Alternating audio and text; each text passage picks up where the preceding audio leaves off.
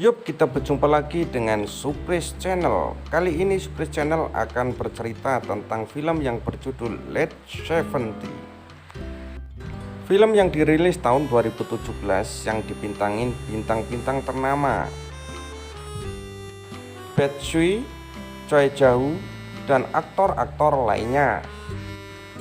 Film ini menceritakan tentang percintaan antara seorang lelaki yang sakit hati karena tunangannya tiba-tiba direbut oleh seseorang yang tidak dikenal. Sampai di kemudian hari, ia berkenalan dengan seseorang yang masih muda dan cantik. Siapa dia? Dia adalah tetangga kosnya. Untuk lebih lanjut dan lebih jelas, ayo simak dan tonton video ini. Awal cerita perkenalkan laki-laki ini yang bernama Song Ji. Song bekerja di salah satu perusahaan ternama di salah satu kota. Ia terkenal laki-laki yang pandai, pekerja keras, dan sangat-sangat solidaritas. Song lalu menelpon tunangannya. Ia berbelanja untuk memberikan surprise kepada tunangannya. Namun ia sangat kecewa, ternyata tunangannya tidak begitu merespon. Setelah ia sampai ke kos-kosan tunangannya, Song dikejutkan oleh suara di dalam kos-kosan. Ternyata tunangannya sudah berduaan dengan laki-laki lain. Song dikejutkan di depan mata karena tunangannya sedang kloget-kloget main wik-wak dengan laki-laki lain. Keesokan harinya, di saat Song masih merana, datang kawan dekatnya yang bernama Si. Ia datang ke kos-kosan untuk menghibur Song. Lalu di situ, Sing pun bertanya kepada Song, apa yang membuat ia sedih. Lalu Song menjawab, saya habis ditinggal tunangan saya dan tunangan saya mau menikah dengan orang lain. Bahkan saya dikejutkan ia berselingkuh di kos-kosan dengan laki-laki lain di depan saya. Lalu Song pun berencana untuk meninggalkan tunangannya dan melupakan tunangannya. Lalu Sing memberikan motivasi kepada Song bahwa perempuan ibarat pepatah, hilang satu tumbuh seribu. Keesokan harinya tiba-tiba tunangannya menemui Song. Ia mengembalikan semua barang milik Song yang dikasih ke tunangannya, lalu ia pergi. Tiba-tiba Song pun berteriak histeris lalu membanting barang-barangnya. Di pagi hari, di saat Song masih tidur, ia dikejutkan. Tiba-tiba ada seorang gadis cantik, seksi yang mengetuk pintu kos-kosannya. Gadis itu bernama Seyong. Di sana Hyung meminta pertolongan Song untuk mengangkatkan barang-barangnya. Ternyata Hyung adalah gadis cantik yang akan tinggal sebagai teman dekat kosnya. Dia berdekatan dengan kos Song. Setelah berkemas, Hyung mengajak Song untuk ngobrol bareng dan untuk ngajak makan malam. Lalu ia saling curhat, lalu saling bercerita tentang masa lalu. Dan ia makan bersama dan minum bersama saat itu. Sambil menikmati minum, mereka pun kelihatan akrab. 나는 아니에요. 똑같아요. 나는 아닙니다. 나도 야? 아니야. Tak terasa pun malam semakin larut. Perbincangan mereka pun sudah menjurus ke masalah pribadi. Ia pun menceritakan tentang tunangannya yang selingkuh di depan matanya. Tunangannya main kuda-kudaan di depan mata Hyung. Lalu perempuan itu pun menjawab, ia rela untuk menemani hidupnya, cuman dalam waktu hanya 15 hari. Mendengar percakapan dari Hyung, Song pun berpikir kalau itu mustahil. Mungkin itu bawaan karena mereka habis minum. Lalu Heong pun meyakinkan lagi kepada Song bahwa ia siap melayani secara anywhere ataupun anyway. Ia siap melayani Song laksana suami istri. Song pun tetap tidak percaya, lalu ia meyakinkan lewat telepon, lewat video call. Ternyata Heong memancing birahi Song. Ia membuka bajunya pelan-pelan sampai terlihat bukit kembar yang menonjol di dadanya. Lalu Song serentak kaget dan ia langsung bicara, Tunggu, saya akan langsung ke situ." Sesampainya Song ke kos-kosan si Heong, Song pun tidak tinggal diam, langsung menerkam Seong. Sampai pagi hari, ia pun merasa badannya lemas. Ia mencari Seong kemana ia pergi. Dikagetkan, Seong masih berolahraga. Dengan badan gemulai, Song pun tidak tinggal diam. Ia ingin melanjutkannya lagi untuk membentang keras, untuk melemahkan saraf-sarafnya. Ia mengajak mandi bareng. Lalu Song pun akhirnya mandi bareng dan tancap gaspol lagi. Song pun merasa puas karena ia telah membobol gawang Seong berkali-kali. Lalu ia mengajak berjalan-jalan Seong keliling kota. Dengan malu-malu kucing, Song pun mulai merayu dan merencanakan kapan mau bermain bola lagi dan membobol gawang Seong lagi. Di saat Song melihat Seong makan makanan yang disantapnya, tiba-tiba Song terbayang sesuatu. Akhirnya ia tercengang. Ia membayangkan sesuatu yang sudah terjadi antara Song dan Seong kemarin. Lalu ia merunduk malu ke bawah dan ternyata Seong malah melepaskan celana dalamnya. Lalu Jing pun kawan Song datang. Ia duduk di samping Song.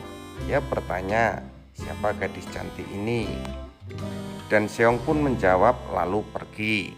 Jing terkejut melihat paha yang tidak memakai celana dalam.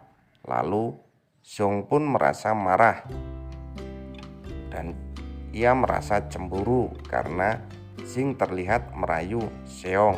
Lalu Song pun marah dan mengusir Jing untuk segera cepat-cepat pergi dari rumah makan.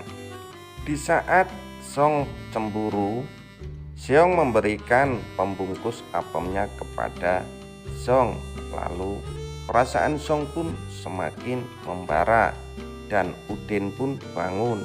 Akhirnya ia memulai lagi di depan rumah, di tenda sampai pagi. Di pagi harinya pun Song merasa kurang puas.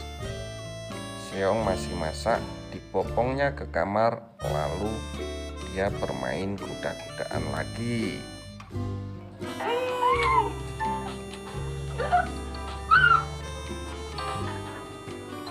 Hai.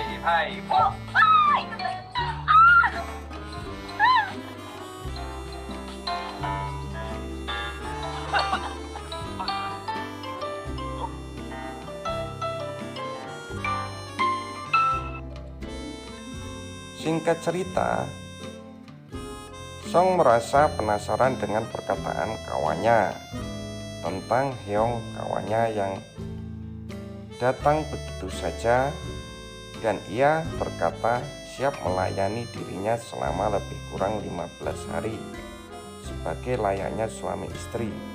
Lalu Song pun membicarakannya dengan Seong dan bertanya siapa sebenarnya Seong.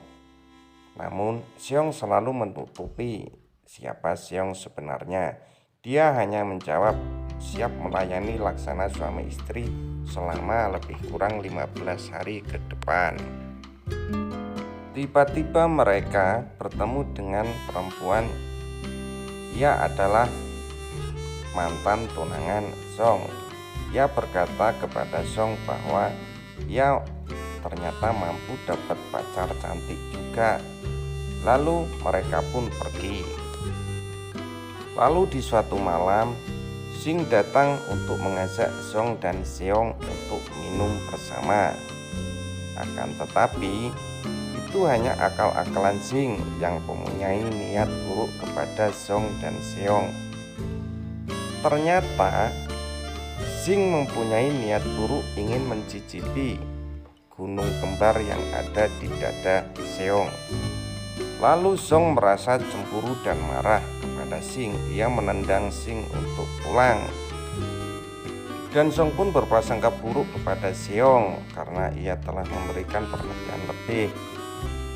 Karena Seong merasa bersalah, lalu ia mendekati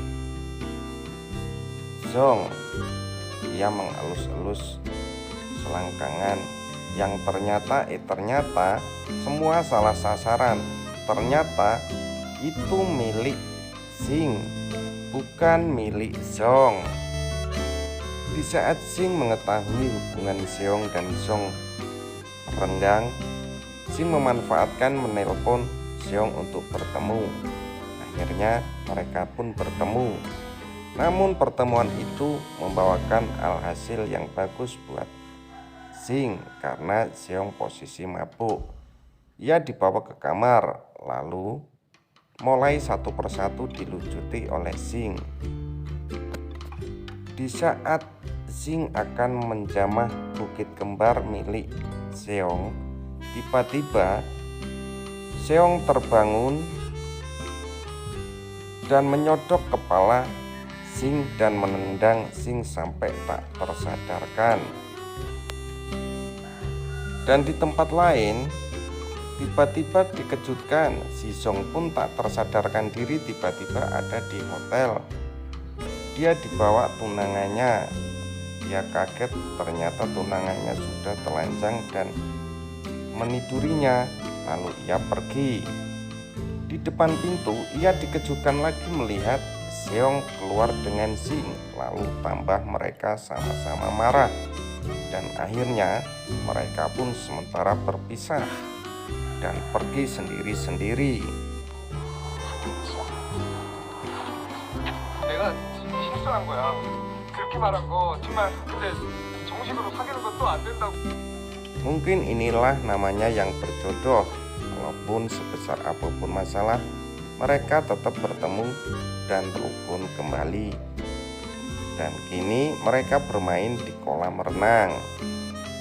Di salah satu sebuah hotel, mereka pergi untuk menghilangkan masalah-masalah yang sudah berlalu.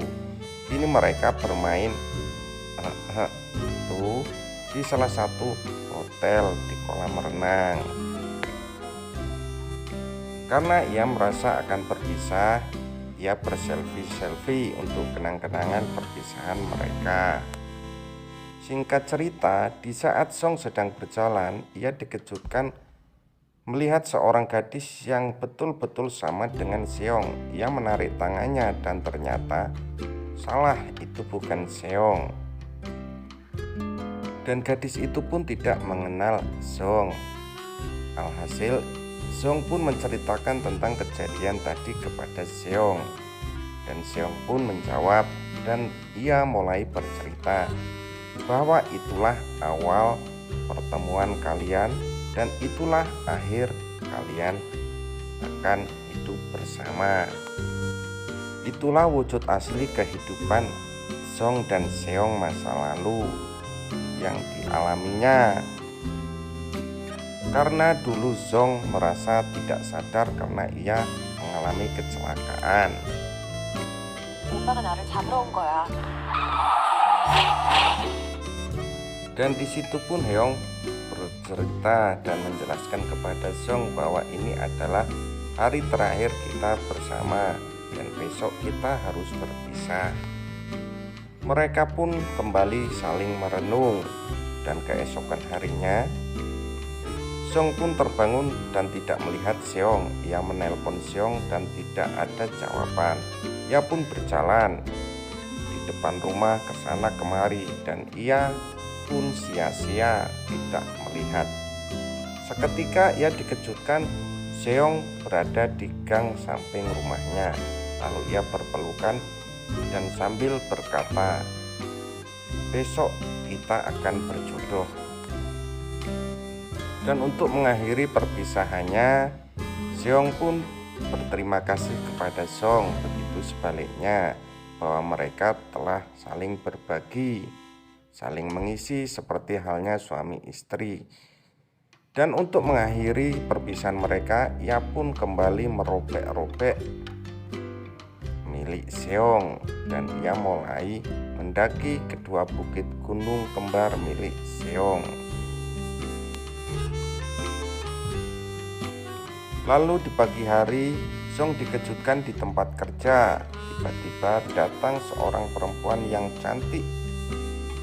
Ia bernama Jo-hee. Ia mirip sekali dengan Seong. Inilah awal yang diceritakan zaman dulu, bahwa inilah jodoh saya.